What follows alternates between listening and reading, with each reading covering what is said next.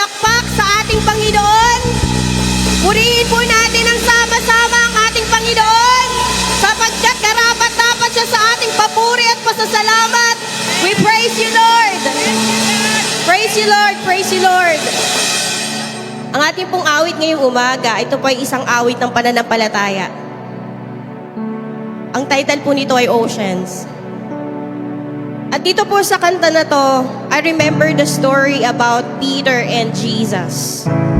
Yung story po ni Pedro at ng Panginoong Jesus. Ang Panginoong Jesus ay lumakad sa ibabaw ng tubig. At nagnais din si Pedro na lumakad din sa tubig. At sabi po dito sa Matthew 14 verse 29, nais po ni Pedro na lumakad sa tubig. Sabi po dito, sumagot siya, halika. Kaya't lumunsad si Pedro sa bangka at lumakad sa ibabaw ng tubig, palapit kay Jesus. Ngunit nang mapansin niya ang hangin, siya'y natakot at nagsimulang lumubog. Sagipin ninyo ako, Panginoon, sigaw niya. Agad siyang inabot ni Jesus. Napakaliit ng iyong pananalig, sabi niya kay Pedro. Bakit ka nag-aalinlangan? Pagkasakay nila sa bangka, tumigil ang hangin. At sinamba siya ng mga nasa bangka, tunay na kayo ang anak ng Diyos, sabi nila. Dito po sa story, mga kapatid, makikita po natin na nang bumalik si Pedro at ang Panginoong Jesus sa bangka, habang sila'y papabalik doon, nandun pa rin ang malakas na hangin. Humahangin pa rin ang malakas. Pero si Pedro ay nakabalik sa bangka ng maayos, nakabalik siya ng matiwasay, nakabalik siya ng mapayapa, kahit nandun yung malakas na hangin. Why? Because mga kapatid, yung kapayapaan, peace, yung kapayapaan na binibigay ng ating Panginoong Jesus, yung kapayapaan na to, peace is, we will not only find peace in the absence of the storm, but we would find peace in the presence of Jesus, in the presence of the Lord. At siya po ang aawitan natin ngayong umaga, the Prince of Peace. Ang ating Panginoong Jesus na pinagmumulan ng totoong kapayapaan. Let's sing this song sa ating Panginoon. Awit ng buong pusong pananampalataya, buong pananampalataya sa ating Panginoong Jesus. As we step on the waters, as we step on the unknown, Panginoong Jesus, naniniwala kami na nandun ka upang hawakan ang aming mga kamay, Panginoon. We thank you, Lord. You call me out upon the waters, the great unknown, where feet may fail. And there I find you in the mystery, in oceans deep. My faith will stand. Sing. And I will call upon your name and keep my eyes above the waves. Yes, Lord. When oceans rise, my soul will rest in your embrace, for I am yours and you are mine. Oh, we praise you, Lord.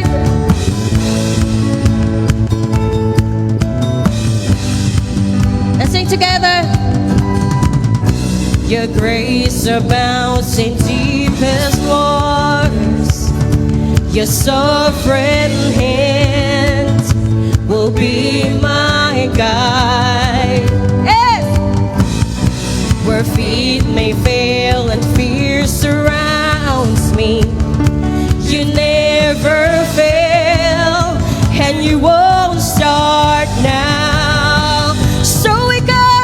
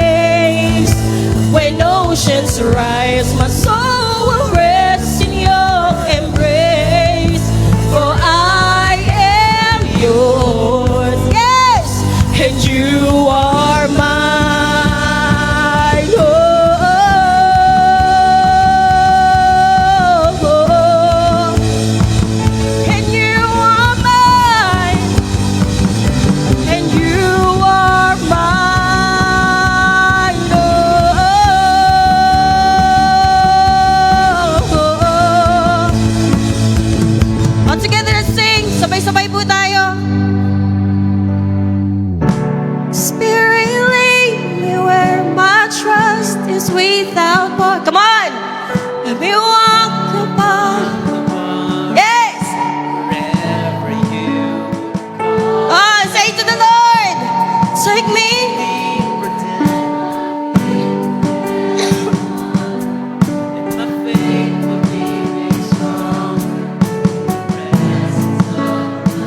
Come on, with a loud voice. Spirit, lead Me where my trust is without more. yeah. Let me walk upon the waters wherever you would call me. Take me deeper than my feet could ever wander, and my faith will be made stronger in the presence of my Savior. All together, let's sing to the Lord. Spirit, lead me where my trust is without borders. Let me walk upon the waters wherever you would call me. Take me deeper than my feet could ever wander. Yeah. And my faith will be made stronger in the presence of my Come on, Savior. Spirit, lead me.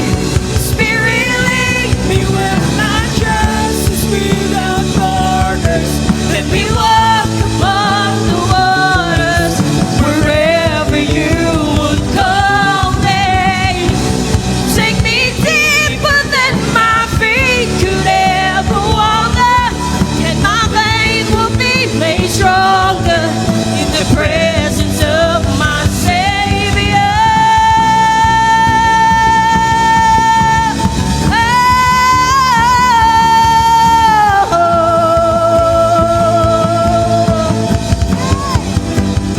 Oh, we praise you, Lord.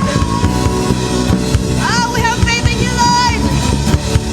Hallelujah. Oh, Jesus Christ, my God. Spirit, lead me where my trust is without borders. Let me walk upon the waters wherever you would call me. Take me deeper than my feet could ever wander, and my faith will be made stronger in the presence of my Savior. Spirit, lead me where my trust is without borders. Let me walk upon the waters wherever you would call me. Take me deeper than my feet could ever wander, and my faith will be made stronger in the presence of my Savior. Sing. I will call. Come on, sing it to the Lord. And keep my. Oh, this is our prayer, Lord. Oceans rise, so will rest in your embrace. For I am yours, and you are mine. Palakpakan po natin ang ating Panginoon. We have faith in you, Lord. We trust you, Lord. Have your way, Lord. Hallelujah. Hallelujah, Lord. Praise your name, praise your name. Yes.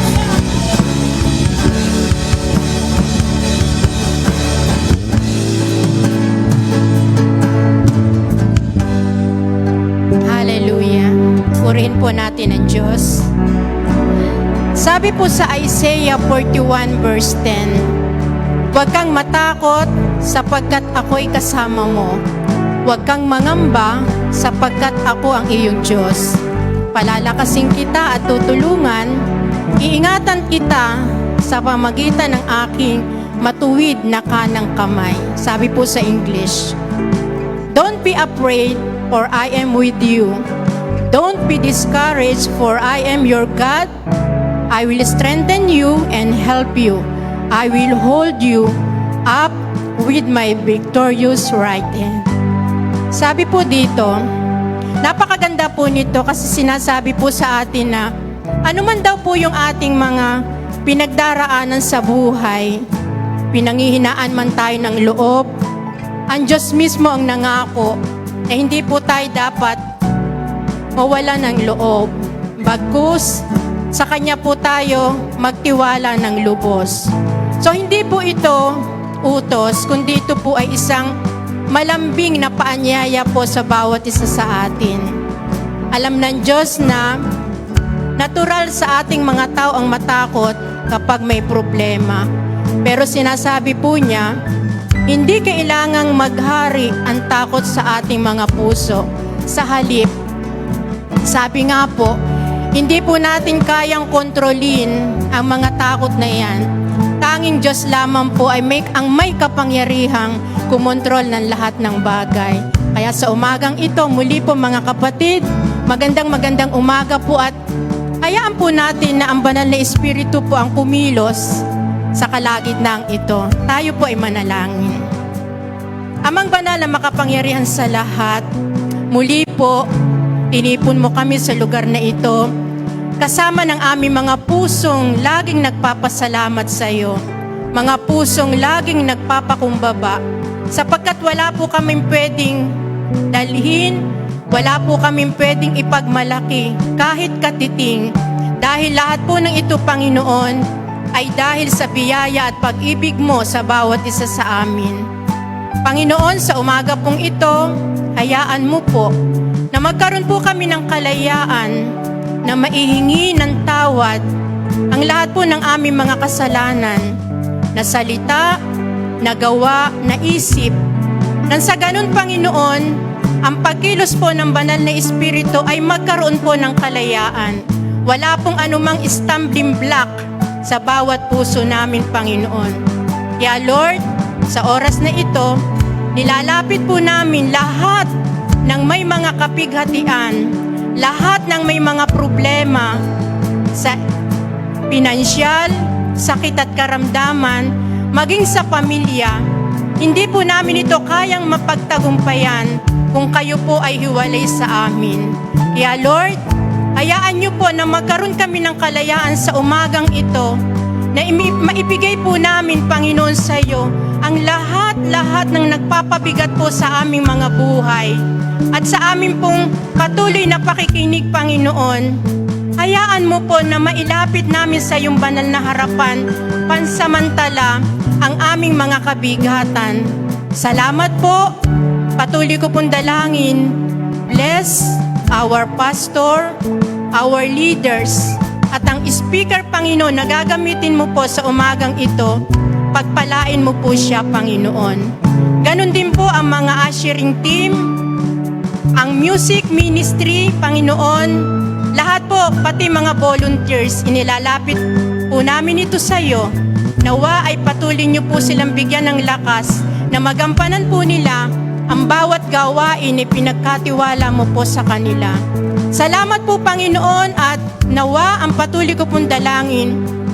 May we step this week with confidence, joy, at katiyakan na wala kami ibang Diyos na pwedeng lapitan sa lahat ng ito. Salamat po, punuin mo po ng iyong pag-ibig. Yakapin mo po ang bawat isa, Panginoon, ng iyong malabay na pakpak. At punuin mo, Panginoon, ng buhay na pag-asa po, loob at labas po ng building na ito. Kayo po ang maghari, Panginoon. Maraming pong salamat sa umagang ito. Sa iyo po namin pinagkakatiwala ang pinakamatas na papuri, pasasalamat at pagdakila sa natatanging pangalan ng iyong anak na si Jesus. Ito po ang aming sama-samang panalangin. Ang lahat po ay magsabi ng Amen, Amen, Hallelujah.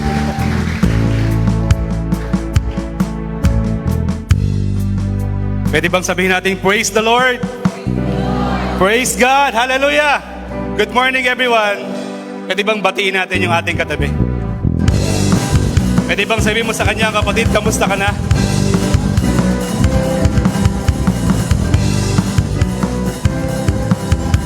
Welcome po sa ating lahat sa Tanay Christian Faith Church at welcome din sa ating mga kapatid online, sa ating mga kapatiran sa ibang bansa. Good morning, good evening sa inyong lahat. Ayan. Thank you, Lord. Makakaupo na po tayo. Salamat sa Diyos. Sa umagang ito muli tayong nagkasama-sama. And thank you sa ating music team. Salamat.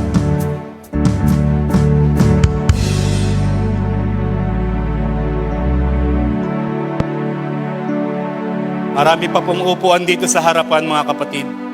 Yung pong nasa likod ay pwede po kayo rito sa harap. Dito po marami pa. Mayroon po dito dalawa sa harap dito. Doon meron din dalawa. Ayan. Asher pa assist po ng ating mga kapatid. Dalhin po natin sila sa mga upuan.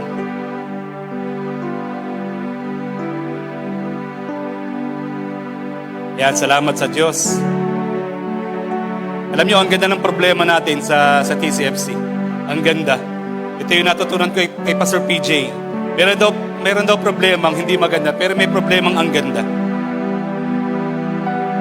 Yun daw isang negosyong maliit na biglang dinagsa ng order, may problema siya. Hindi niya kayang i-produce yung order. Pero ang ganda ng problema niya, ang dami niyang nag-iintay na benta. Ang TCFC may problema tayo. Nagsisikip na tayo. Ang ganda ng problema, no? Purihin natin ang Panginoon.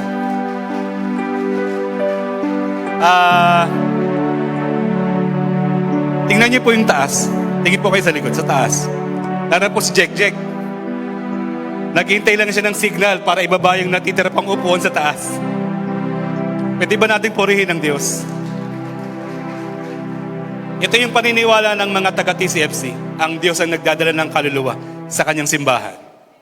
Amen. Kaya kung kayo ay nakarating sa lugar na ito, ang Diyos ang nagdala sa inyo para makaupo at makapakinig ng kanyang mga salita.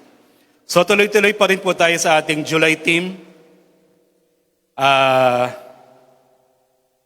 Living in the New Life. Yung sa nakasubaybay ng ating series. Alam niyo, napakaganda ng ating series. Nagsimula po yan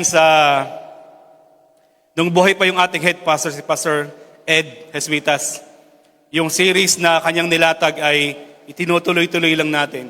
Last month, ang ating team for the whole month of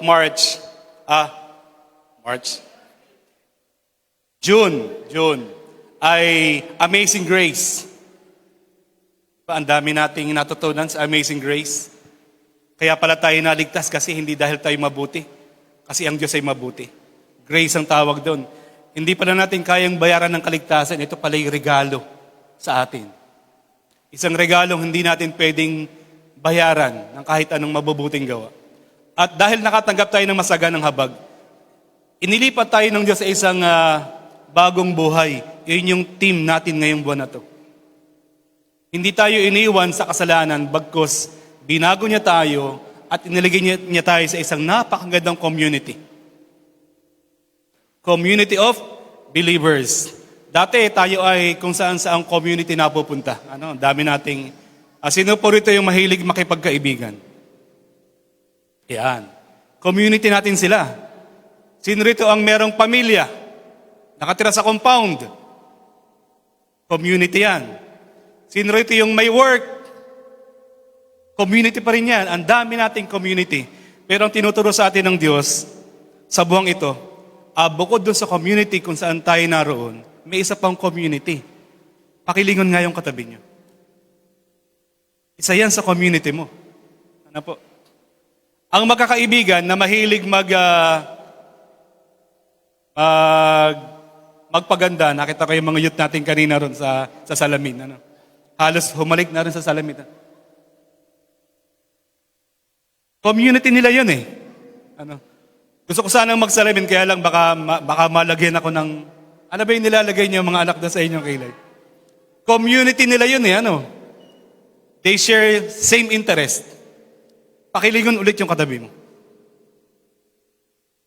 Ang tawag sa bawat isa sa atin, community of believers. We share one interest. Ano yung interest natin? Ang Panginoong Hesukristo. Kaya tayo nagsasama-sama rito. So patuloy pa rin po yung ating invitation. Meron po tayong prayer room, prayer and counseling room, doon sa itaas. At meron din tayong evangelism room. Ginagawa po natin yan sa mga newcomers. Pinapakilala natin ng mas malinaw ang Panginoong Jesus sa kanila. At ini-invite natin sila sa panalangin ng pagtanggap sa ating Panginoong Hesukristo. And ang ating isa pang intensyon sa pag-invite sa taas sa mga newcomer, ma-install sila sa mga house churches natin. Kasi naniniwala tayo na parang tayong isang buto, yung bagong mananampalataya pa lang, parang isang butong tinanim. Kailangan may mag-alaga sa kanya. At ang mag-aalaga sa kanya, kapag napunta na siya doon sa house churches. Pastor Grace, ilan nga house churches natin? 19. Pero marami tayong cell group, ilan? 30. Yung ating mga small groups. So kung kayo po ay wala pang dinadaluhan na house churches, intention po ng TCFC na bawat umattend dito, mayroong pinupuntahan na house churches kung saan nag-aaral ng salita ng Diyos ng mas malalim. Hindi ho kasi sapat yung Sunday lang kumakain. Ano po? Papayag po ba kayo nun? Ang tawag doon, diet. Or fasting, linggo lang kakain. Kaya marami tayong tagapagpakain ng salita ng Diyos sa pangunguna ng ating mga house church leaders. At mamayang hapon, taas nga po ang single. Daso ano nga edad? Baka kasi. Saan ka sa to? Daso, Red, anong edad? 21 to 42. Yan. 21 to 42. Ini-invite namin kayo. Merong fellowship mamaya ang mga singles. Pwede ba tumaas ang kamay ng mga single dito? Ay, iso. Ayan. Ini-invite namin kayo. Merong gawain mamaya, 6 p.m. dito mismo sa ating worship hall. At ganoon din, meron din tayong gawain para sa mga youth next Saturday. At patuloy rin tayo sa pag-invite sa ating mga kapatiran kung kayo ay talentadong Pinoy. Wow. Na kayo ay feeling nyo ay inclined kayo sa music, pagtugtog ng gitara, pagplay ng piano, ng bass at ng drum at pag-awit. Ina-encourage namin kayo, gamitin natin yung God-given talent para parangalan ng Diyos. Amen. And ganun din, kung mahilig kayong mag-edit ng video, meron kayong skills dyan, kailangan kayo ng ating multimedia team. Ang music team natin ay sa pangunguna ni si Brother Marlon Diloy. At ang ating multimedia sa pangunguna naman ng Kuya Ryan Romero. At ang ating tema para sa ating topic para sa araw na ito ay paano ba magmahal ng tunay? Paano ba magmahal ng tunay? Pakilingon nga yung iyong asawa. Partner. O yung katabi. Paano ba magmahal ng tunay? Tunay ba yung pagmamahal mo? Ayan, Nax, ano? Tunay ba? Alam nyo, naalala ko nung high school. High school pa tayo nun, ano? Nauso yung Define Love. Islam book. Hindi na uso sa mga kabataan ngayon. May Islam book pa ba? Wala na, hindi nyo alam yun. Meron pa kaming Flames.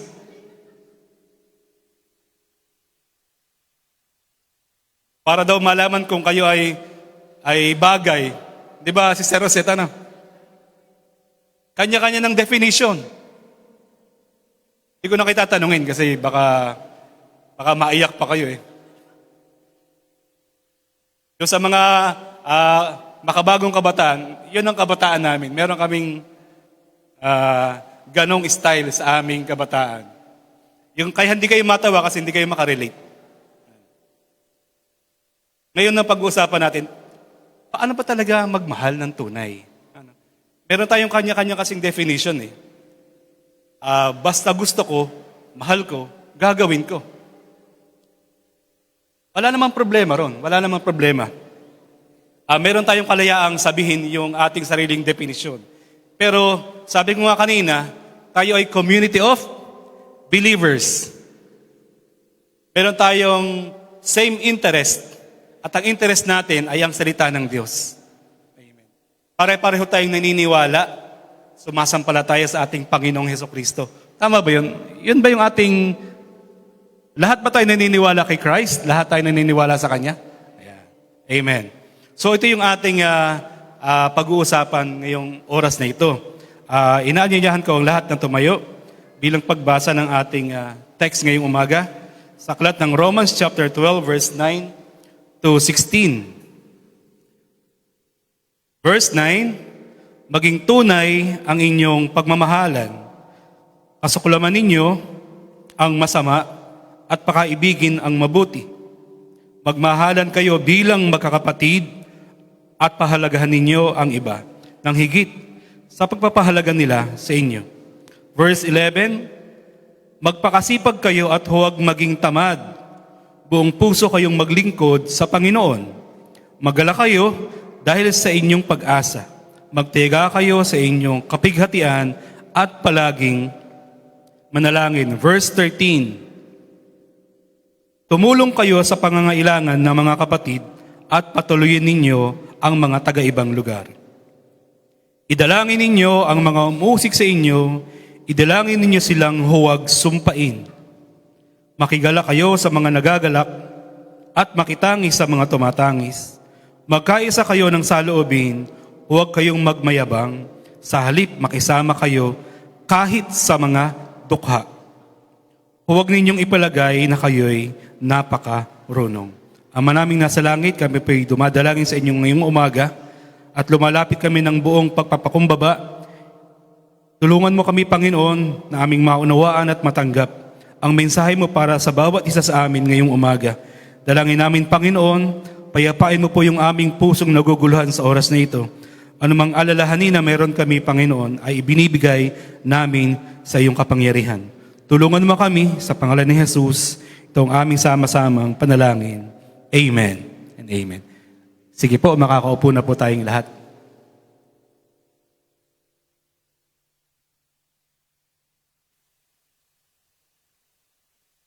Ayan. Yun pong wala pang upuan, meron pa po rito sa harap. Ano po? Huwag po kayo mahihiya. Wala po tayong graded recitation. Wala po tayong graded recitation. Ang panukala ng ating mga talatang binasa or kapag pinaulit-ulit mong basahin, ito yung makikita mo dyan. Ang nakatanggap ng masaganang habag ay may tunay na pagmamahal na tumatanggi sa masama at umiibig sa mabuti. Kapag binasa mo yung Romans 12 verse 6 to 19 or to 16, yun ang makikita mo. Na tayo mang tumanggap ng masaganang habag ng Diyos, natututuhan natin magmahal. Yung pagmamahal na tumatanggi sa masama at umiibig sa mabuti. Yun ang gustong ituro ni Paul sa kanyang sulat sa kanyang mga kapwa Kristiyano na nakatira sa Roma.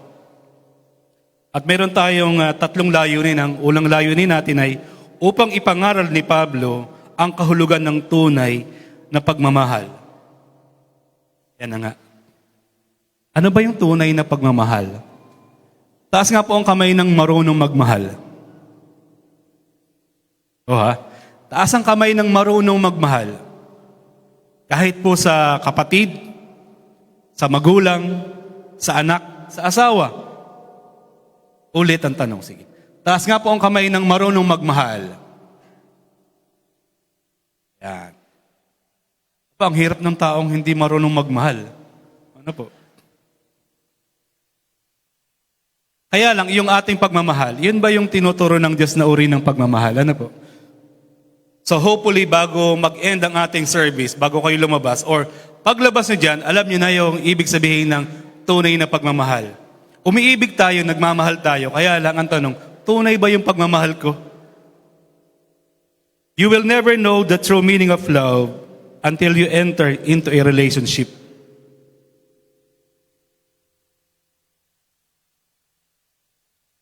Kapag hindi ka pa raw pumapasok sa isang relasyon, hindi mo matututunan ang tunay na kahulugan ng pagmamahal. Ang alam mo lang, self-love. Mahal ko sarili ko. Dapat ingatan ko sarili ko. Puro ako, puro ako, puro ako. 22 years na po akong kasal. Sa aking napakagandang asawa, si Maria Abigail Ponce Lacampuenga.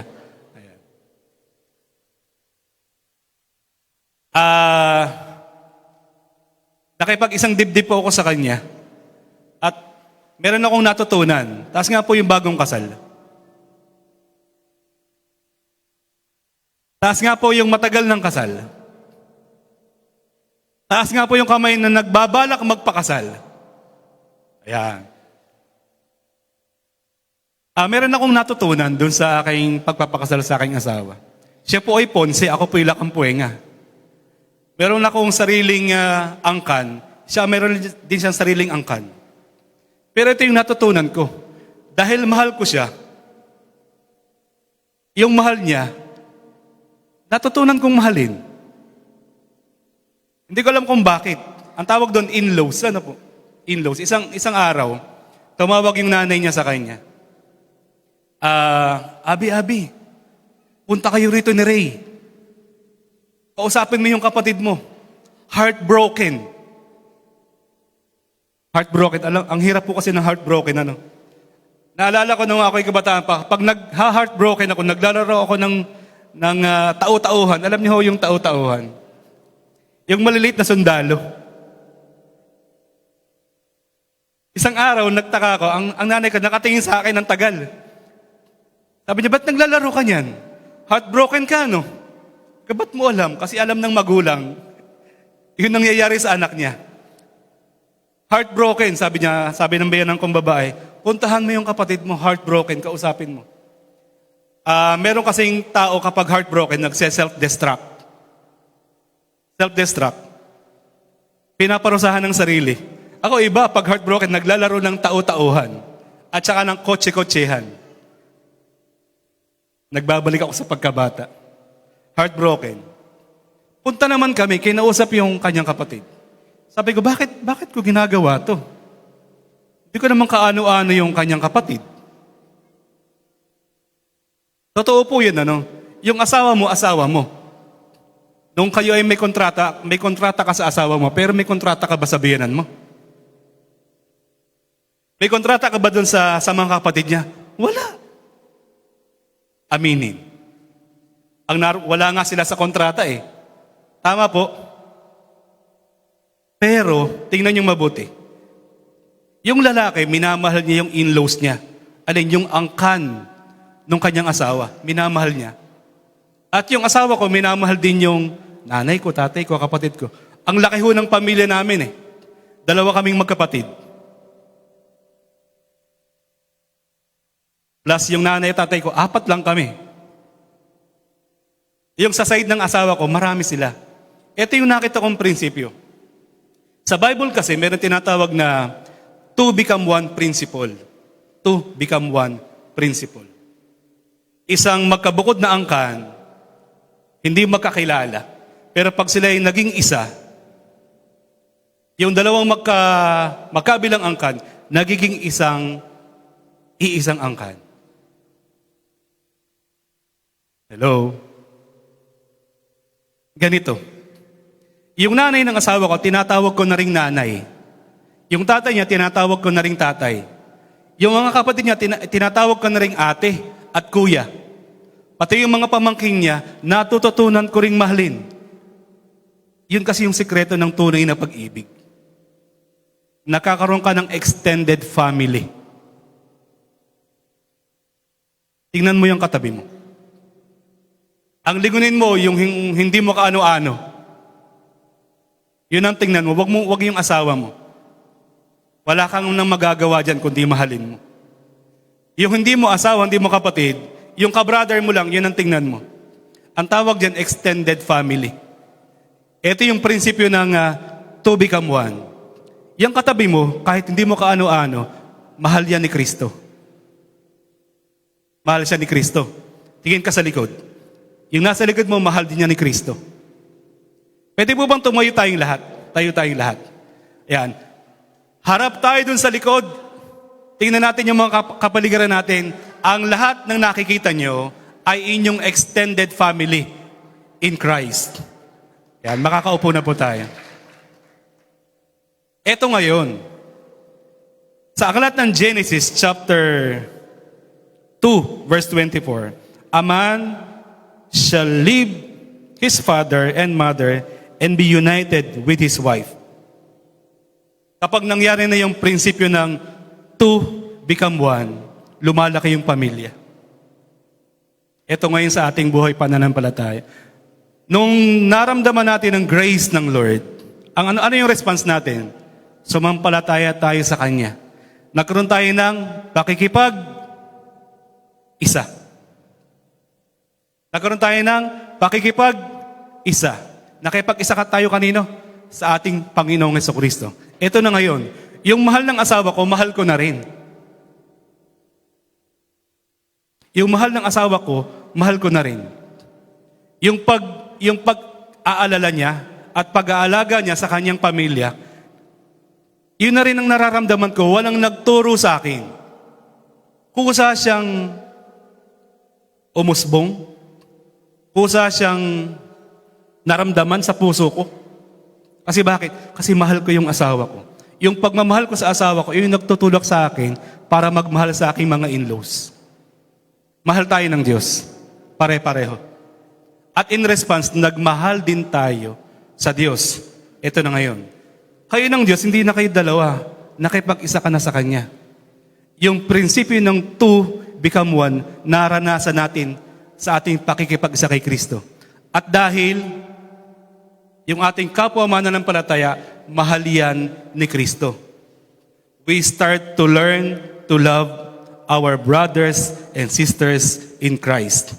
Ang tawag dyan, extended family of believers. Amen. Yun yung ating pag-uusapan. So kapag ka ang iyong pag-ibig nakasentro lang sa sarili mo, hindi pa yung pag-ibig. Hindi pa. Matututunan mo pa lang. Kahit naman sa mga magkakaibigan, yung ganong principle nangyayari.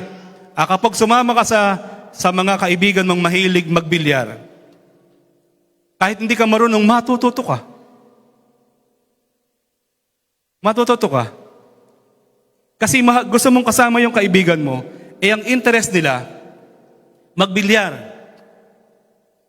Sa kakapanood mo ng pagbibilyar nila, natututunan mo. Kaya nga sabi sa Bible, pipiliin mo yung kaibigan kasi. Kapag ang napili mong kaibigan, iba naman yung ginagawa, kahit hindi mo gusto, matututunan mo. Kasi bakit? Sa pagmamahal mo dun sa iyong kaibigan.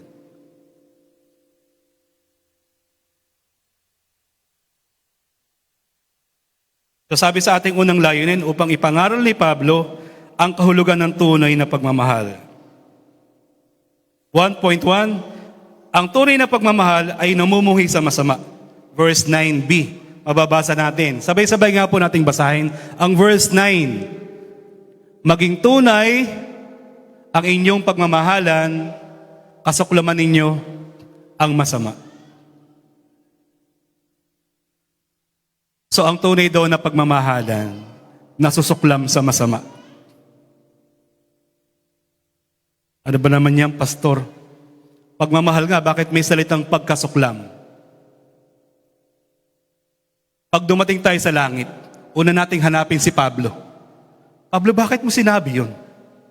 Bakit mo yung tinuturo? Parang mali ka dun. Parang X ka sa part na yan. Pero bago natin tutulan, unawain muna natin bakit niya sinabi. Ano po? Wag nating agad saraduhan. Dapat unawain muna natin. Ano yung dapat kasuklaman yung masama? Sa ibang translation, iwasan ang masama. Ang tunay na pag-ibig, hindi siya natutuwa sa gawang masama. Hindi siya natutuwa sa mag-asawa, hindi magandang sinasaktan yung babae. Tama po. Masama yun eh. Mga lalaki, taas nga po ang kamay. Tingin po kayo sa akin. Taas po ang kamay ng asawang lalaki. Tingin po rito. Mga kapatid, huwag mo niyong sasaktan ang inyong asawang babae. Kung may pagkakataon na nasaktan niyo na, mamaya pag-uwi, mag-sorry ka. Ano? Huwag natin sasaktan. Huwag nating sasaktan ang ating asawang babae. Ang sabi ng aking biyenang babae, sabi niya, Ray, kapag dumating yung time yung asawa mo gusto mong saktan, isauli mo na lang sa akin. Kesa mabugbog mo, isauli mo na lang daw. Sabi ng biyenan ko sa akin, isauli mo na lang sa akin. Kaya ayaw kong saktan, baka sabihin ng, O sinaktan mo na ako, isauli mo na ako sa nanay ko. Mga kapatid, huwag natin sasaktan kasi hindi yun mabuti. Ang tunay na pagmamahal, hindi siya nananakit. Hindi siya nananakit. Tama yun, ano? Ang asawang lalaki, Pastor Rolly, hindi dapat sasaktan ng asawang babae, ano? Sabi ni Paul yan nasusuklam sa masama. Masama ba yung manakit? Kahit nga po hindi mo asawa, hindi mo dapat sinasaktan kasi hindi po yun mabuti. Kasi masama yun. Ang tunay na nagmamahal, sabi ni Paul, kinasusuklaman niya yung gawang masama. Bakit dapat tayong mamuhi sa masama? Bakit? Kasi may mga bagay na ayaw ng Panginoon. Dapat mahal natin ang minamahal ng Diyos. Tingnan mo yung katabi mo. Isipin mo, mahal yan ng Diyos. Tapos sasaktan mo. Last 2 weeks ago, 2 weeks nga ba yun? Ang topic natin sa ating house churches, sa mga Bible study, ay huwag mong sirain. Romans 14 verse 19 yata yun or 20. Basahin nyo lang sa bahay. Sabi doon, huwag mong sirain ang ginawa ng Diyos. Yang katabi mo, ginawa yan ng Diyos, hindi mo ba alam? Remember yung sa Amazing Grace? Yung nakipag-isa kay Kristo, niligay ni Kristo sa kanyang workshop table. Naalala niyo yun? Tayong mga nakipag-isa kay Kristo, iniligay niya sa isang workshop table. At ginawa niya tayong muli ayon sa kanyang wangis. 2 beses tayong nilikha. Nilikha tayo sa Genesis. Pero sa Ephesians chapter 2 verse 10, muli niya tayong nilikha nung tayo nakipag-isa kay Kristo. Kaya yung katabi mo, kung yan ay meron pang kakulitan, pagpasensyahan mo na. Kasi hindi pa siya tapos gawin ng Diyos. Pero may babala ang Diyos, sabi niya. Sa Romans chapter 14, huwag mong sirain ang ginagawa ng Diyos sa buhay ng iyong kapatid. At naalala natin yung lesson na yan? Huwag nating sirain. Kasi bakit? May ginagawa ang Diyos sa iyong kapatid. Sa pananampalataya. Meron ginagawa ang Diyos sa kanyang buhay na huwag mo dapat sinisira. At kinamumuhian kasi ng Diyos, dapat kinamumuhian din natin. Merong passage sa Bible na nagsasabing, love your enemy. Love your enemy. Pero merong isang enemy na dapat hindi mo love. Merong isang kaaway ang Diyos na dapat hindi mo minamahal. Si Satan. Yun ang bukod tanging enemy ng Diyos na huwag mo dapat mamahalin. Kalaban ng Diyos si Satanas sa pasimula pa. Dapat huwag nating mamahalin yung kaaway ng Diyos. Pero yung kaaway mo, mahalin mo.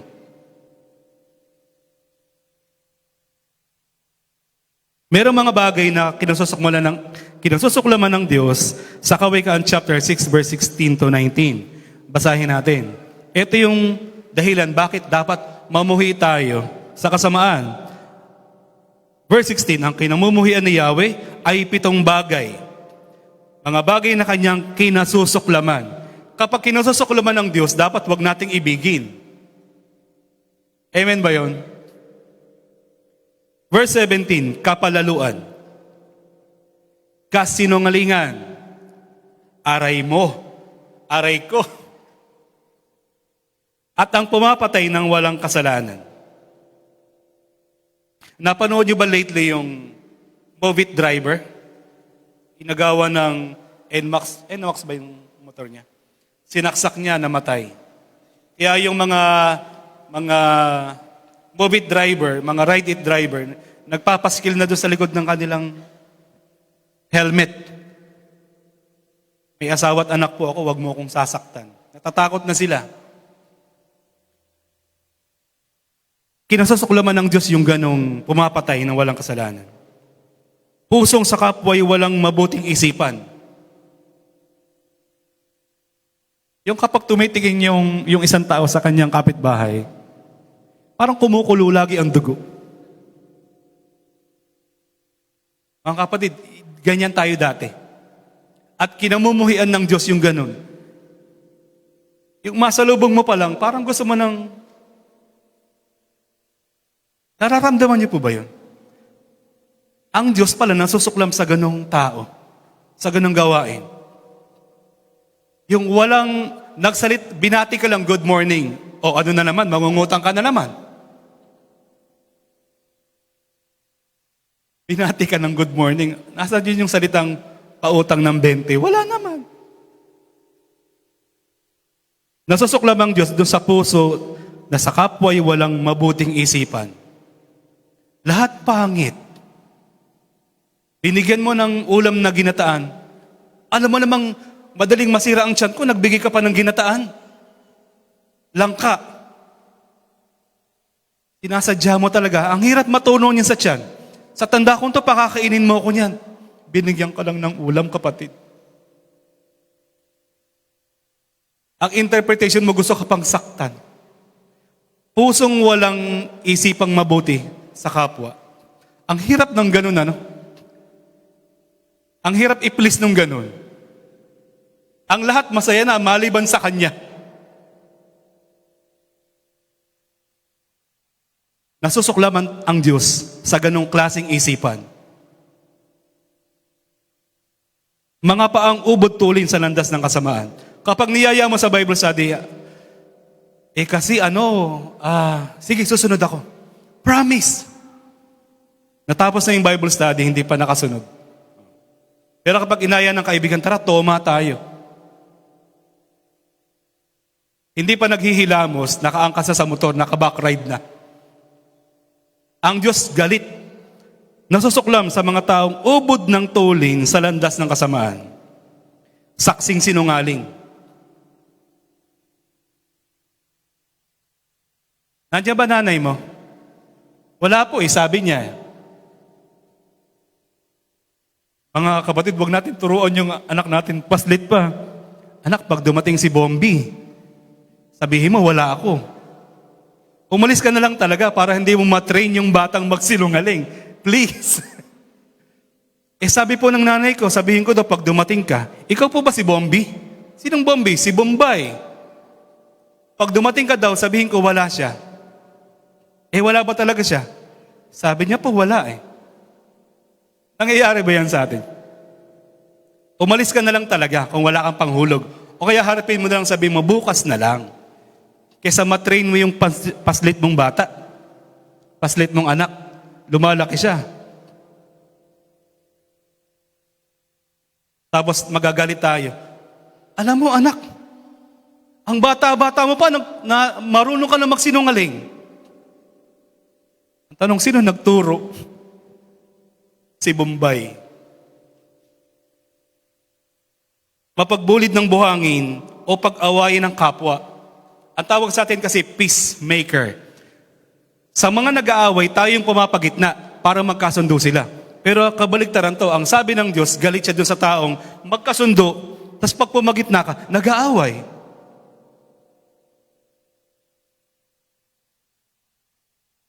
Doon sa isang community na tahimik, pag pumunta ka ron, nagkakagulo. Ang tawag sa atin, peacemaker. Tagapagpayapa.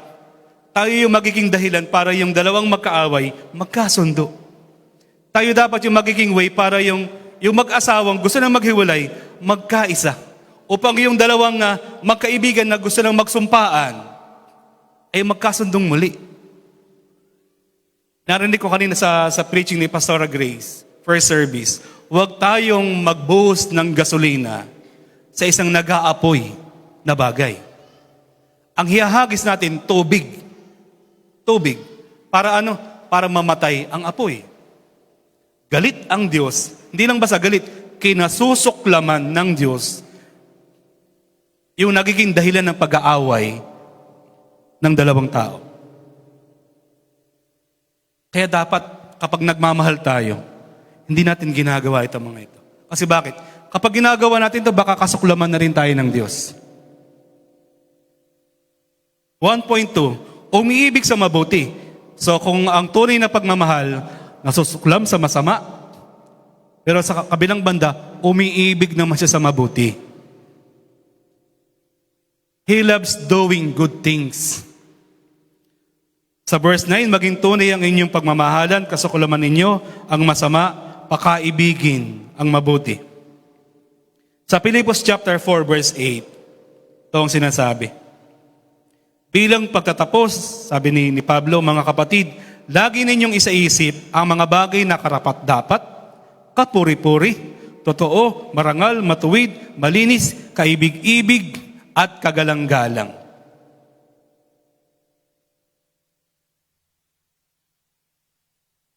Para tong 8-way test, para malaman mong yung bang gagawin mo ay bunga ng pagmamahal na tapat at totoo.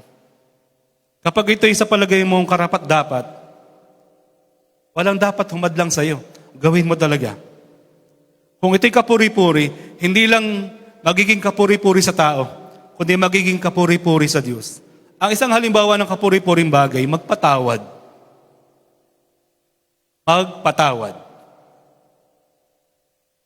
Kapuri-puring bagay ba yun? Ang pagpapatawad sa point of view ng mundo, weakness. Weakness. Yung pagpapalagpas, pagpapasensya, ang hina mong tao. Kung sa akin nangyari yan, durog ang mukha niya. Kung sa akin nangyari yan, mapapahiya siya sa kinatatayuan niya. Mas gugustuhin pa siyang kainin na lang siya ng lupa sa masasakit na salita kung bibigay sa kanya. Yun ang point of view ng mundo. Mas matapang ka, mas magaling ka. Pero sa point of view ng Diyos, kapuri-puri ba yun? Karapat-dapat ba siya? So ito yung ating laman ng isip ng mga tao na merong tunay na pagmamahal. Kinasusuklaman yung kasamaan, pero iniibig niya yung mabuti. Tayo pa namang tao ganito. Minsan mas mabilis yung ating bibig sa ating isip. Hindi muna natin na-filter, tama ba yung aking sasabihin? Kaya lang nung naisip nating mali at nakakasakit, wala na. Nabitawan na natin yung ating punchline.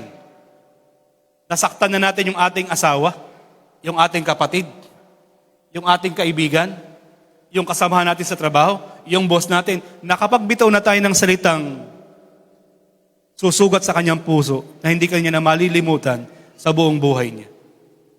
Bago nating maisip na mali, kaya lang nasabi na natin.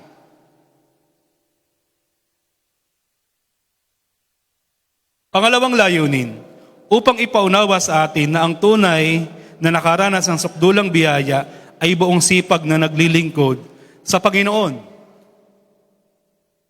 Ito nga, sabi ko kanina, yung in-laws ko, natutunan ko silang mahalin. At ang best evidence na nagmamahal ka, you do good things to them. Gumagawa ka ng mabuti sa kanila. Ang tawag doon, service. Service. Pakisabi nga sa iyong katabi, paglilingkod. Nagmamahal ka ba sa Diyos? Ang lahat daw na nagmamahal sa Diyos ay natututong paglingkuran ang Diyos. Sabi sa Romans chapter 12 verse 11, magpakasipag kayo at huwag maging tamad. Buong puso kayong maglingkod sa Panginoon. Kaya makikita mo talaga yung totoong nakakilala sa Diyos. Una, visible na sa church. Visible na sa mga house churches. Yung dating ang kunat-kunat hilahin sa gawain ng Panginoon, hindi na makunat, kusa ng dumarating sa gawain. At natututo silang mag-serve sa Diyos. Sabi ko nga last week, kung lahat ay tinawag sa pagpapastor, i-convert natin ang bawat upuan na pulpito. Puro pulpito na. Tapos, wala nang attendee. Wala nang tagapakinig. Lahat tayo may topic. Lahat tayo may mic. Kukulangin tayo ng mic. Pero ang paglilingkod, hindi lang pagiging music ministers, hindi lang sa ushering ministry, Hindi lang sa multimedia ministry, hindi lang sa children's ministry, hindi lang sa preaching ministry. Ang dami. Napag-usapan natin last week, hindi ba? Ultimo nga yung pagpapayo ng mabuti ay paglilingkod sa Panginoon.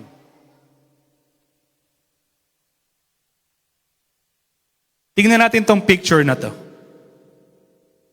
From sinner to servant. Sa Luke chapter 7, matapos mangaral ni Jesus, kasama ng kanyang mga alagad, sa Galilea, in-invite sila ni Simon na Pariseo. Sabi niya, dine in tayo sa bahay. Magluluto ako. Alam niyo kapag ang Panginoong Hesus ay pumupunta sa isang bahay, ang tawag doon, close encounter. Naalala niyo yung tax collector? Naalala niyo? Nabago buhay niya nung makilala niya ng malapitan si Kristo. Nung makilala niya ng malapitan ng ating Panginoong Hesus. Yung tax collector na greedy sa pera, naging giver. Nagkakaroon ng evident transformation ang isang taong nakaka-encounter kay Kristo. Ito ngayon. In-invite ni Simon na Pariseo ang Panginoong Hesus. Sabi niya, kain po kayo sa amin. Alam niyo kapag in-invite mo ang isang likod ng Diyos, ang daming kasama. 12. Siyempre, yung kanyang 12 apostol. At marami pang iba. So, nung siya'y naroon na, meron isang babae. Ang sabi ng iba, the Bible scholar, ito daw ay si Mary Magdalene. Pero sa ibang view, hindi ito si Mary Magdalene. Kasi si Mary Magdalene, pinalaya siya sa pagkakaalipin sa 7 demonyo. Ito ang description ng Luke chapter 7, babaeng makasalanan. Tingnan natin na nangyari. Si Simon na Pariseo, lingkod siya ng Diyos. Pariseo, or pare, naglilingkod sa templo. Yung babae, makasalanan. Parang tayo, makasalanan. Yung babae, lingkod ba siya ng Diyos? Hindi. Hindi siya lingkod. Hindi hinugasan ang paa ni Jesus, ni Simon. Traditionally, at sa kultura ng mga Hudyo, mahalaga ho yung paghuhugas ng paa. Mahalaga. Kasi ho, ang karsada doon, hindi ho sementado, hindi espaltado. Kay na Kuya Nad, sa bundok, sementado ba doon ang karsada? Meron, may part. Pero mostly, lupa. At walang sapatos nung araw. Panyapak. Kung maalala nyo, yung inyong kabataan, naglalaro kayo sa palayan, sa karsada. Pag uwi nyo, anong unang sinasabi ng magulang nyo? Hugas ka muna. Ang dumi mo. Ngayon ho, ang mga kabataan hindi na nadudumihan Kasi wala na silang playground. Nagro-Roblox na lang. Attack! Pero nung panahon namin, ang dumi ng aming paa. Okay, balik tayo dito sa dalawang to. Hindi hinugasan ni Simon Pariseo ang paa ni Jesus. Pero yung babae, hinugasan niya. Ano pinanghugas niya? Luha. Ano pinampunas niya? Buhok niya. Ano pinambanlaw niya? Mamahaling pabango. Kapag kinompute mo raw, 1 taong sweldo. Anong meron sa kwentong to? Isang lingkod ng Diyos, naglilingkod, pastor ng simbahan, pero nung dumating sa kanya si Kristo, hindi niya hinugasan ng paa ni Kristo. Naglilingkod siya sa tao, sa templo, pero hindi niya pinaglingkuran si Kristo. Ano yung meron doon? Ang isang tao na hinugasan mo yung paa sa panahon ni na Kristo, ng mga apostol, pagkilala, pagrespeto, paggalang, sign of hospitality. Sa atin, hindi natin hinuhugasan ng paa. Inaalok lang natin ng tubig. Tama po. Pero tubig pa rin. Inaalok natin ng tubig. Kasi kung siya galing sa malayong paglalakbay talaga, Kung siya galing sa malayong lugar, pagdating sa bahay mo, ang iniisip ng Pilipino, may maibigay man lang kahit ano. Pwedeng pakainin, pinapaupo. Pero mostly, binibigay natin tubig. Yun ay sign ng ating hospitality. Hindi ginawa yun ni Simon. na alam niya na dapat yun ginagawa. Una, siya nag-invite eh. Pero yung babae, alam niyo ginawa? Hindi siya lingkod, wala siyang katungkulan sa simbahan. Lumuluha siyang hinugasan yung paa ni Jesus. Pinunasan niya ng kanyang mahabang buhok at binanlawan niya ng kanyang napakamahal na pabango. Sabi ng scholars, ang trabaho rin ng babaeng to, patotot. Yung babaeng mababa ang lipat, nagbebenta niyang kanyang katawan. So makasalanan? Yes, makasalanan. Pero tinanong niyo yung sagot ni Jesus. Next slide. Sabi kasi ni Simon, Panginoon, bakit mo hinahayaang hugasan yan yung paa mo? Hindi mo ba alam? Makasalanan yan. Kung talagang propeta si Jesus, dapat alam niya. Ang sagot ni Jesus sa verse 47, kaya't sinasabi ko sa iyo, malaki ang kanyang pagmamahal sapagkat maraming kasalanan ang pinatawad sa kanya. Ngunit, ang pinatawad ng kaunti ay kaunti ring magmahal.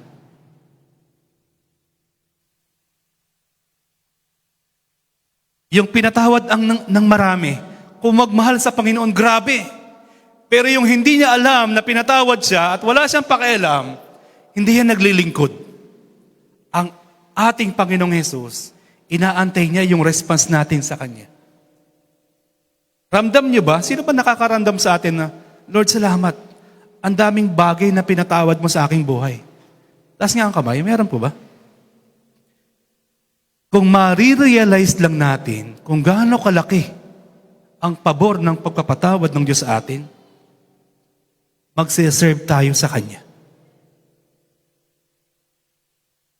Ang prinsipyo ito, unless na maunawaan mong malaki ang pinatawad sa iyo ng Diyos, hindi ka maglilingkod at hindi ka magmamahal ng ubod ng laki sa Panginoon. Ang ginawa niyang example dyan ito, may dalawang tao. Yung isa may utang na 500, yung isa 50. Nung di sila parehong nakabayad, sinabi nung pinagkakautangan, sige, wag niyo nang bayaran. Sino rin ang magpapasalamat ng todo? Sagot ni Simon, yun pong nagkautang ng 500 compared dun sa 50. Tama, yan yung ginawa ng babae. Kasi alam niya, malaki ang pinatawad sa kanya ng Diyos. Pero ikaw, Simon, ni hindi mo hinugasan ng aking paa. Hindi mo ako binigyan ng tubig. Hindi mo pa nilangisan ng aking ulo. Wala kang paglilingkod na binigay sa akin. Siya yung hindi nakaalam na pinatawad siya ng Diyos. Yung response, hindi siya tinuturo eh. Hindi siya tinuturo. Kaya yung paggawa ng mabuti, hindi rin itinuturo yun eh. Kung paano hindi ako tinuruan ng asawa ko, na mahalin ko rin yung nanay niya, hindi ako tinuruan. Kusa, bumukal. Yung paglilingkod sa Diyos, although yes, nag-i-invite tayo, kasi baka, para alam nyo lang na open, yung invitation sa music ministry at sa multimedia ministry. Pero yung para pilitin kayo, wala yun sa amin eh. Kusa yun. Kung alam mo na malaki pinatawad sa iyo ng Panginoon, magse-serve ka sa Kanya. Verse 12, magala kayo dahil sa inyong pag-asa. Magtiyaga kayo sa inyong kapighatian at palaging manalangin. Ang katangian ng masipag na lingkod ng Panginoon ay 4. Una, nagse-serve siya ng may kagalakan. Ang hirap po nung nagse-serve, ano? Ito sa mga kabataan ngayon. Anak, maghain ka na. Maglalagay ng plato, pero maririnig mo yung plato, tumutunog. Pwing! Kulang na lang, mabasag yung plato. Pag-urong ka na, mag-uurong naman. Pero parang kinakabahan ka na parang bukas, bibili ka na naman ng isang set ng baso. Kasi ginagawa ng walang kagalakan. Ang tunay na lingkod ng Diyos, may kagalakan naglilingkod. At may pag-asa. Matyaga sa gitna ng kapighatian. Marami tayong lingkod ng Panginoon na iniisip nila ay kapag nag-serve ka, everything will be all right.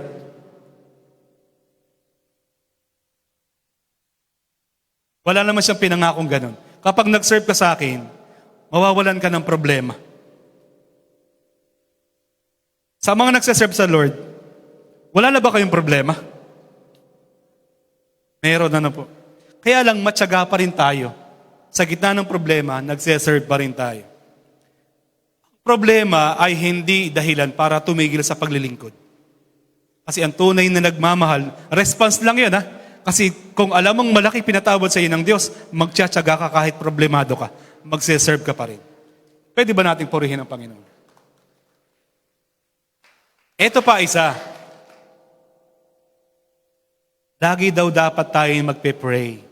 Yung mga naglilingkod sa Panginoon. Ito yung mga paraan ng paglilingkod. Kaduktong last week, doon sa mga, hindi ko ako marunong kumanta, hindi po ako teki, hindi po ako marunong mag-share ng gospel. Ito yung mga choices ng pagsaserve sa Panginoon. 2.1, tumulong kayo sa nangangailangan. Verse 13, bababasa natin. May isang bahagi ng kasulatan na nagsasabing ganito, kapag ang kapatid mo lumapit sa iyo, walang damit at nagugutom, at sinabihin mong God bless you, humayo ka. I love you with the love of the Lord. Pero wala kang binigay, plastic ang pag-ibig mo, sabi ng Biblia. Sabi niya, mga kapatid, huwag tayong magmahal sa bibig. Magmahal tayo sa pamamagitan ng kilos at gawa. Alam mong wala siyang makain, sabi mo lang, God bless. Aba, bigyan mo naman ng isang Skyflakes. Kasi yung stock mo sa bahay, 2 lata ng Skyflakes. Ibigay mo yung isang piraso. Kahit wag na yung isang lata. Patuloyin ang mga taga-ibang lugar. 2.3, idalangin ninyo ang mga umusig sa inyo. May karugtong yan sa verse 14. Basahin niyo po idalangin niyo silang huwag sumpain. Yung iba kasi Lord, may kaaway ako, pero sabi mo ipag-pray. Lord, dalangin ko, matanggal sana sa trabaho. Para ako ma-promote. Hindi daw ganun. Pagpe-pray natin silang pagpalain at hindi sumpain. Makigalak kayo sa mga nagagalak. Ang hirap po ng isang community na bawal umunlad. Bawal maging successful. Kasi may kapitbahay na magagalit.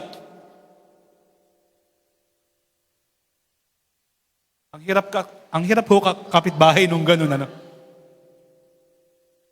Bumili ka ng TV. Ang daming sinabi. Ayaw nilang umuunlad yung kanilang kapitbahay. Ang isang anak ng Diyos na nakaranas ng masaganang habag, hindi ganun ang ugali, wag ho tayong ganun, Makigalak tayo sa success ng ating kapatid sa pananampalataya. Makitangis tayo sa mga tumatangis.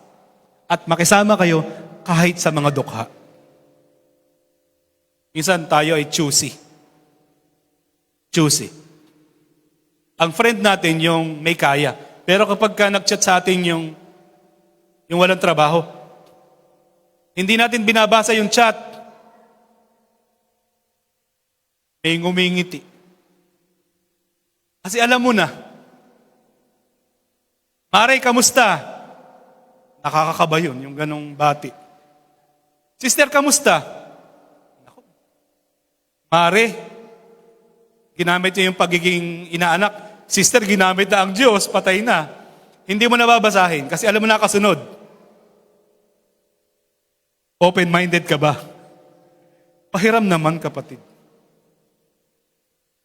Yung mga ganun, choosy tayo minsan. Pero kapag yung mataas sa tao nag-chat, i-call mo pa. Sir, ano pong kailangan niya? Pero kapag si Kumare, naka 20 missed call na hindi pa sinasagot. Makisama raw tayo kahit sa mga dukha. Huwag tayong mapagmataas. Verse 16, magkaisa kayo ng saloobin. Huwag kayong magmayabang. Sa halip, makisama kayo kahit sa mga dukha. Huwag ninyong ipalagay na kayo'y napakarunong. Alam niyo, ang hirap po ng taong ganun. Lahat alam. Lahat ng issue, dapat sa kanya yung huling say. Ang hirap kakwentuhan ng ganun, lagi kang mali. Wala ka nang itinama. Huwag daw tayong ganun, yung pakiramdam natin, tayo yung pinakamarunong sa lahat. Minsan daw umamin tayong mali tayo. Naranasan niyo na ba yun? Taas nga ang kamay ng minsan umamin na mali siya. O, hindi naman tayo namatay, Hindi ko nakakamantay yung pag-amin na mali tayo.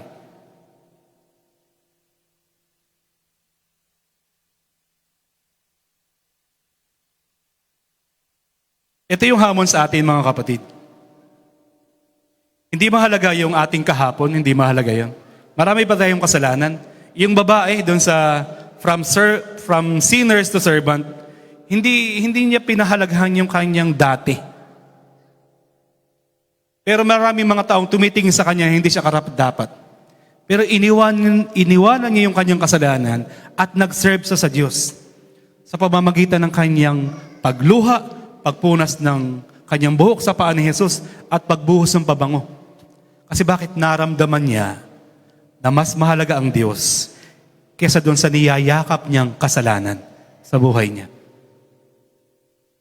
Hindi mahalaga sa Diyos ang ating pagkabigo. Marami pa tayong failure sa buhay.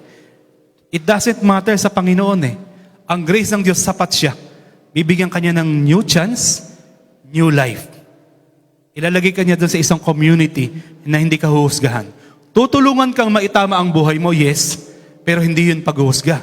Iniayon sa panuntunan ng salita ng Diyos. Ang Diyos ang ating tagapagtaguyod sa panahong tayo ay nanghihina at wala tayong pag-asa. Tayo po tayong lahat, mga kapatid. Hindi mahalaga sa Panginoon yung nakaraan ng babae.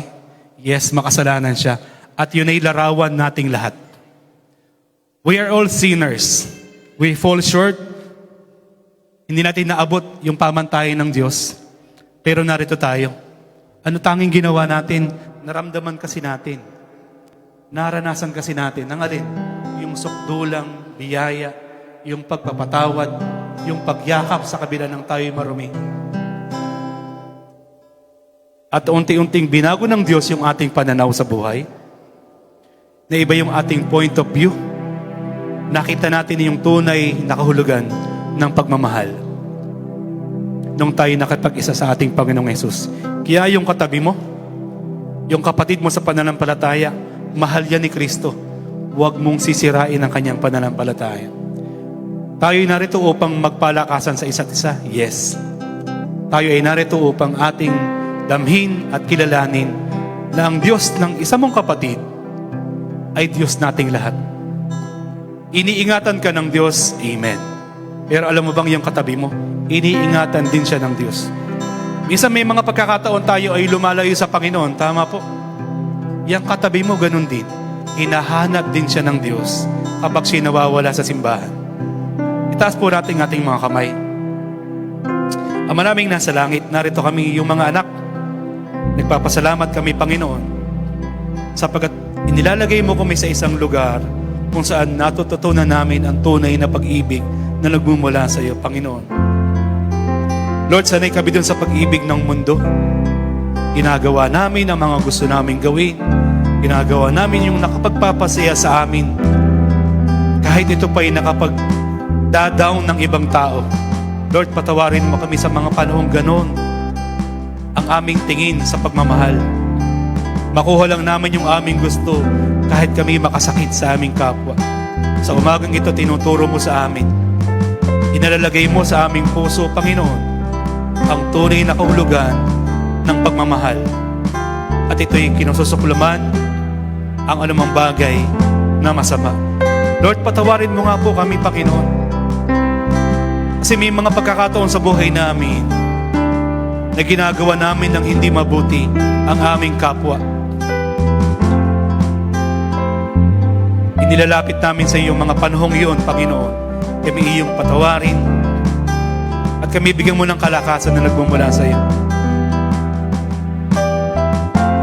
Upang ihinto na namin ang pananakit sa aming kapwa mananampalataya, ito man ay sa pamamagitan ng salita o sa aktual namin ginagawa sa kanila, Panginoon.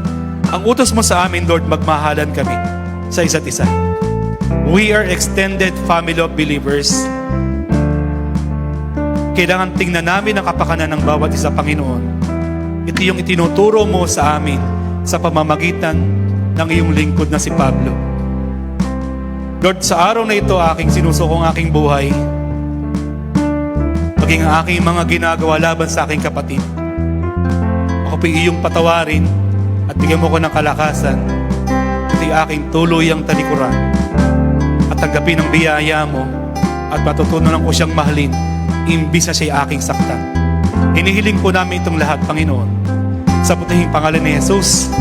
Ang lahat may magsabi ng Amen. Praise God.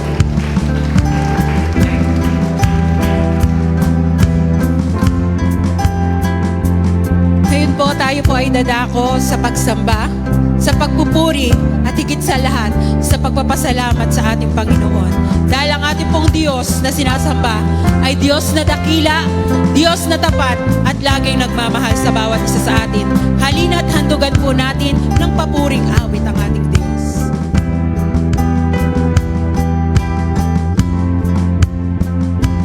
When the wind blows with a storm and the darkness begins to fall, I will worship the name of Jesus. He calms the raging seas, overcomes his enemies, turn my darkness into his light. Lift our hands to the Lord. I will lift up my hands. I will rise from where I stand. He is a great God.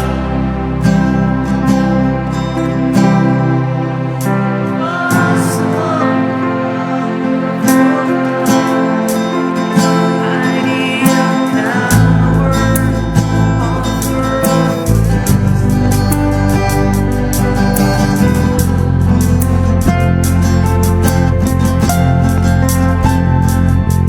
our God who sits on the throne.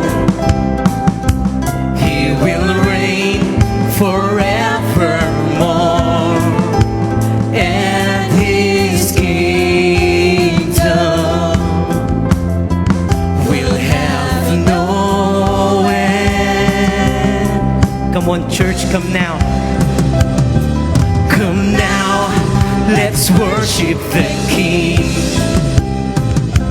Every tribe confess his name as we worship the name of Jesus. Let's lift our hands to the Lord. I will lift up my hands. I will rise from where I stand. He's a great God. He's an awesome, wonderful God. Mighty in power, author of wisdom, better than life.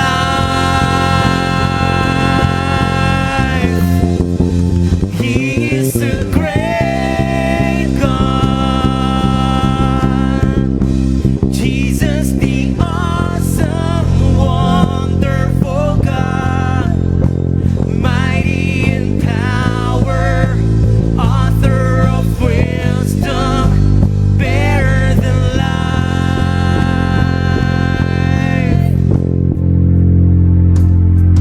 Tayo po'y dadako sa pagkakaloob. Tayo po'y magkaloob ng may galak sa ating puso.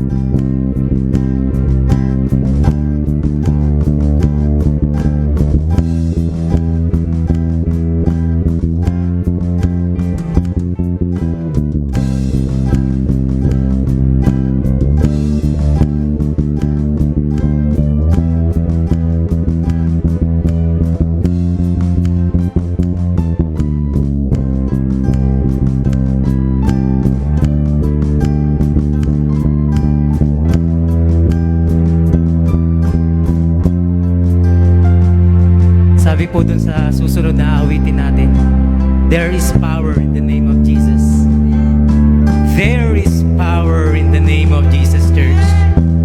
Inaaya ko po, itaas po natin ang ating kamay that there is power in the name of Jesus.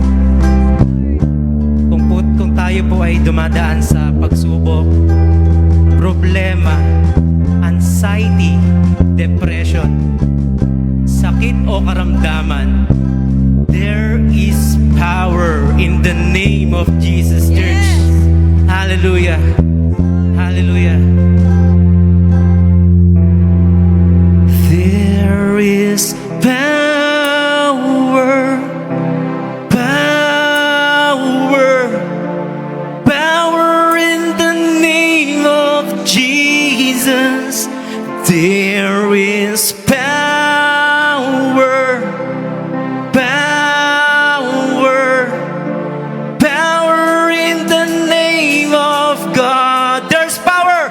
There is power, power, power in the name of Jesus.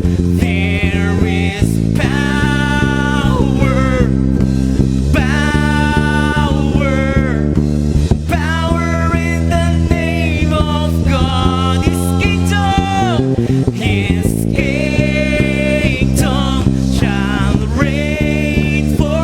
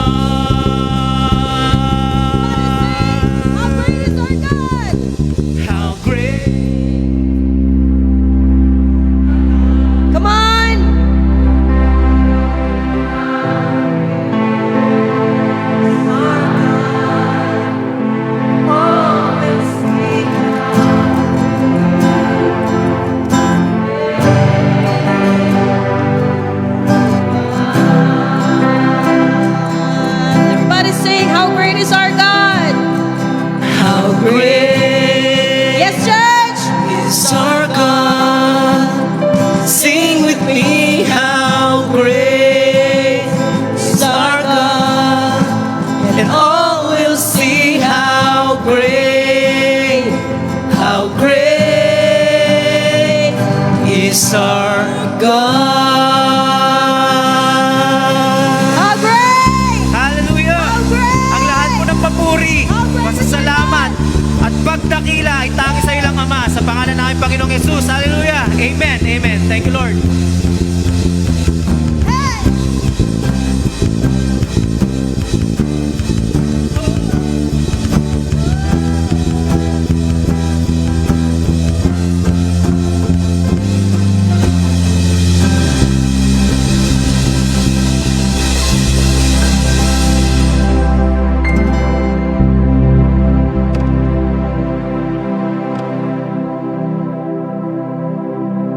Bahagi ng ating pagsamba ay ang pakikibahagi sa banal na hapunan. Ang banal na hapunan ay simbolo ng pag-ibig ng Diyos na pinakita niya sa atin. Ang tinapay na ating pagsasalusaluhan ay ang katawan ng Panginoong Hesus. At ang katas ng ubas ay simbolo ng kanyang dugo na luminis sa ating mga kasalanan. Pinakita niya ang dakilang pag-ibig sa atin. Tayong makasalanan ay pinatawad ng Panginoon. Kaya buong pagtitiwala tayong nakakatayo sa harap ng Diyos bilang mga taong pinatawad.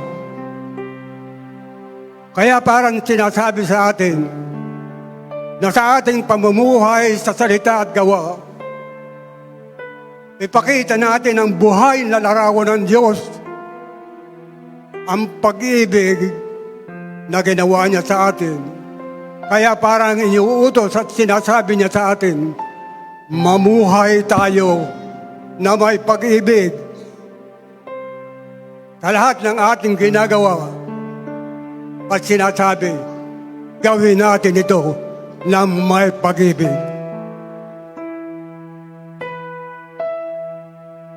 Ito po ang sabi ni Pablo. Ito po ang aral na tinanggap ko sa Panginoon at binibigay ko naman sa inyo. Ang Panginoong Hesus, noong gabing ipagkanulo ay damampot ang tinapay. Ito ang tinapay niya, ang ko sa inyo, na pinagpira-piraso. Gawin ninyo ito bilang pag-alala sa akin. Sabay-sabay po natin kayo.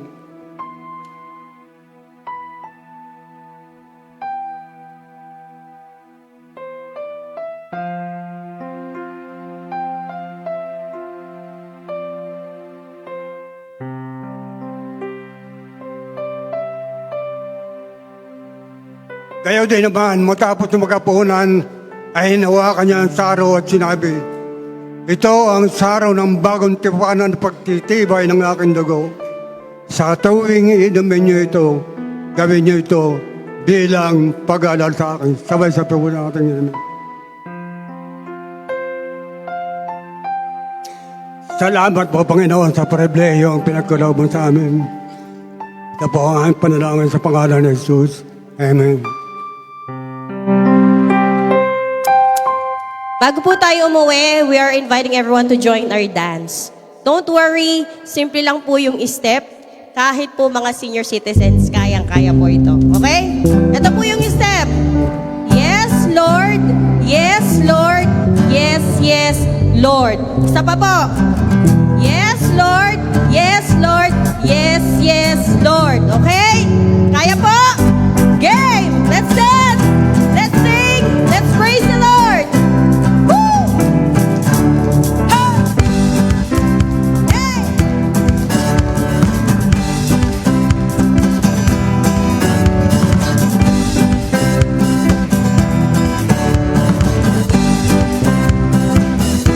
Sing it, church. I'm trading my sorrows, and I'm trading my shame, and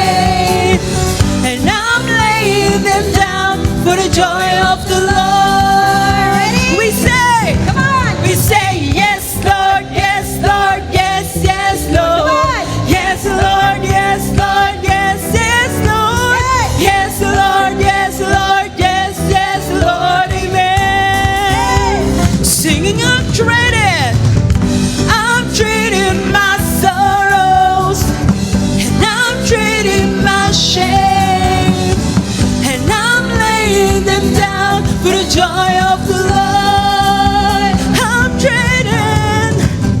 I'm trading my sickness, and I'm trading my pain. I'm laying them down for the joy of the Lord. Ready, church? Sing it. We say yes, Lord, yes, Lord, yes, yes, Lord. Yes, Lord, yes, Lord, yes, yes, Lord. Yes, Lord, yes, Lord, yes, yes, Lord, amen. We say yes, Lord. We say yes, Lord, yes, Lord, yes, yes, Lord. Yes, Lord, yes, Lord, yes, yes, Lord. Yes, Lord, yes, Lord, yes, yes, Lord, amen. Yeah. I'm pressed but not crushed, persecuted and abandoned, struck down but not destroyed. I am blessed beyond the curse, for His promise will endure. That His joy is gonna be my strength. Though the sorrow may last for the night, His joy comes in the morning. I'm trading my sorrows, and I'm trading my shame, and I'm laying them down for the joy of the Lord. I'm trading my sickness, I'm trading my sickness, and I'm trading my pain. I'm laying them down for the joy of the Lord. We say yes, Lord, yes. Woo! Yes, Lord, yes, Lord, yes, yes, Lord. Yes, Lord, yes, Lord, yes, yes, Lord. Yes! Hey! Let's do it! Come on! We say yes, Lord, yes, Lord, yes, yes, Lord. Yes, Lord, yes, Lord, yes, yes, Lord. Yes, Lord, yes, Lord, yes, yes, Lord, amen. All together now, church. We say yes, Lord, yes, Lord, yes, yes, Lord. Yes, Lord, yes, Lord, yes, yes, Lord. Yes, Lord, yes, Lord, yes, yes, Lord, amen. Yes, yes, Lord, amen. Yes, yes, Lord, amen. Yes, yes, Lord, amen. Woo! Yeah! Yeah! We say yes, Lord. Yes, Lord. Yes, Lord. Yes, yes, Lord.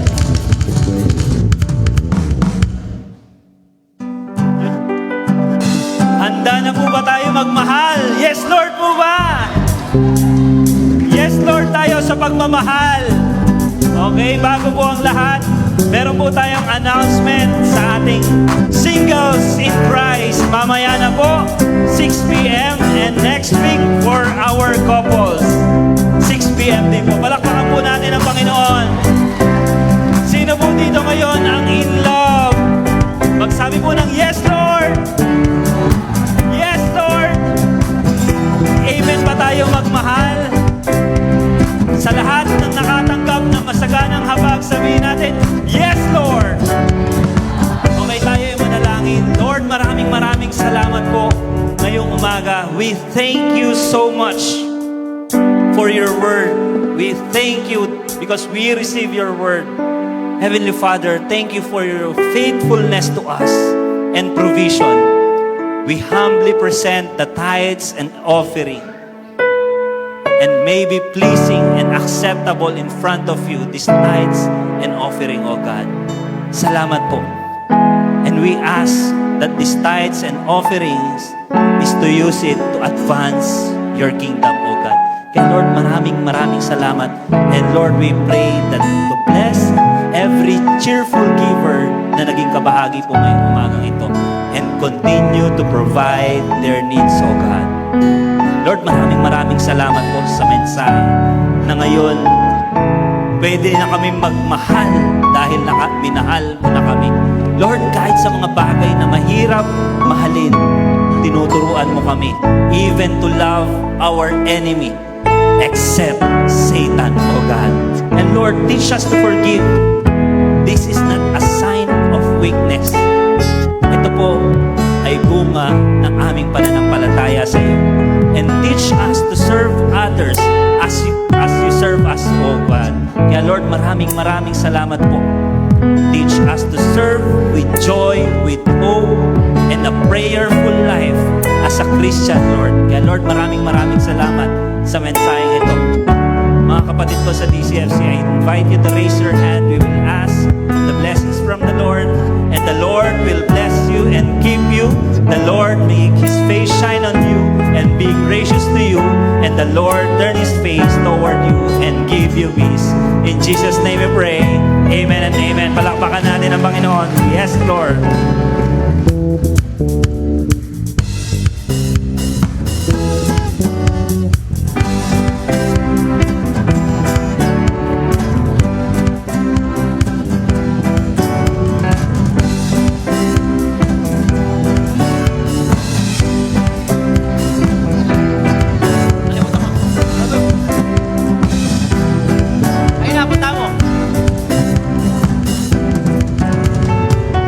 I'm trading my sorrow, I'm trading my shame, I'm laying them down for the joy of the Lord.